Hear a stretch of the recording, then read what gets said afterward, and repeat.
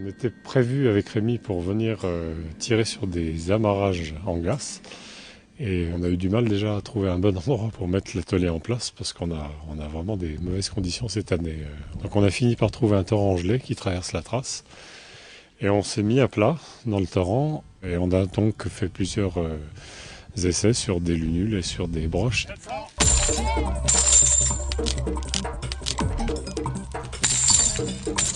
Alors le but de ce test, c'est de vérifier la pertinence des amarrages.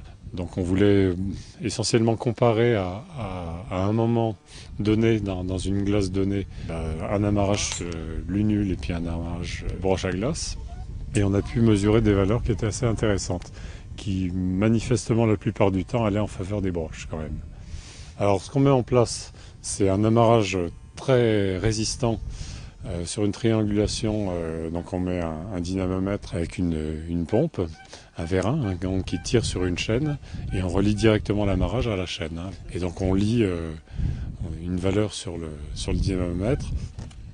Beaucoup de gens pensaient que les lunules avaient tendance à mieux tenir que les broches. Jusqu'à maintenant, on a quand même pu constater que c'était les broches qui avaient la meilleure résistance, en tout cas dans ce type de glace et dans ces conditions-là. Alors bien évidemment, si on fait des trous très profonds et très écartés, c'est évident qu'on va remonter largement la résistance des lunules. Mais là, on s'est mis dans les conditions qu'on a en montagne quand on grimpe, c'est-à-dire qu'on a fait ça avec les broches les plus longues, avec une cordelette de 7 mm. Et dans cette situation-là, on est en dessous des broches au niveau des résistances. Là. Donc c'est ça qui était intéressant. Là. Alors les broches ont tendance à se plier effectivement au niveau de la tête. C'est-à-dire que la glace se casse en surface, la broche se courbe, et c'est le filetage à l'intérieur qui finalement tient la broche. Et au bout d'un moment, quand on arrive aux valeurs maximum d'arrachement, en fait c'est toute la plaque qui sort avec la broche. C'est pas la broche qui sort du trou en fait, mais c'est une plaque qui s'arrache autour de la broche.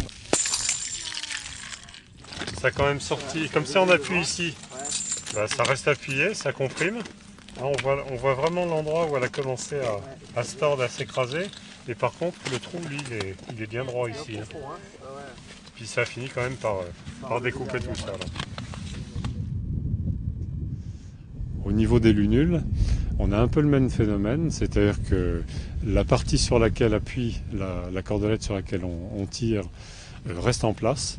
Et peu à peu, c'est l'arrière, ce qui est en arrière de l'amarrage, qui a tendance à craquer, et puis finalement c'est toute une plaque qui vient autour des deux trous qu'on a fait sur la lunule, à une valeur qui est moindre, puisque comme il y a deux trous, on a un peu fragilisé quand même la glace par rapport à une seule broche. Là. On aurait tendance à penser, il y a beaucoup de gens qui imaginent ça, que finalement c'est la cordelette qui cisaille la glace et puis qui finit par sortir d'elle-même de la glace. En fait là non, ça agit un peu comme une broche sur une surface un petit peu plus grande. C'est l'ensemble de la plaque qu'on soulève qui vient à un moment avec la cordelette. Les gens qu'on a vus, c'est plutôt des gens qui grimpent, des gens qui sont même autonomes et qui avaient vraiment envie de vérifier un peu tout ça et de savoir s'ils pouvaient avoir confiance dans le matériel. Donc je pense qu'ils ont appris des choses au niveau de la résistance des broches. Je ne pensais pas que c'était aussi solide. Et au niveau des lunules, on a pu bien les briefer sur la façon de les faire et sur la façon de les mettre en place aussi. Et ils ont pu voir que la résistance est très bonne, il n'y a pas de souci, mais que ce n'est pas ce qu'ils pensaient réellement. C'est quand même, on peut le voir là, c'est la qualité de la glace. En fait, c'est pas le matériel lui-même, c'est la qualité de la glace qui va faire la résistance de l'amarrage, c'est évident. Donc une broche, on n'est jamais sûr de sa résistance à 100%. C'est pour ça qu'on n'en met jamais une seule au relais et que les lunules, on les utilise essentiellement pour redescendre en rappel. Là, on va mettre très peu de poids dessus, en fait.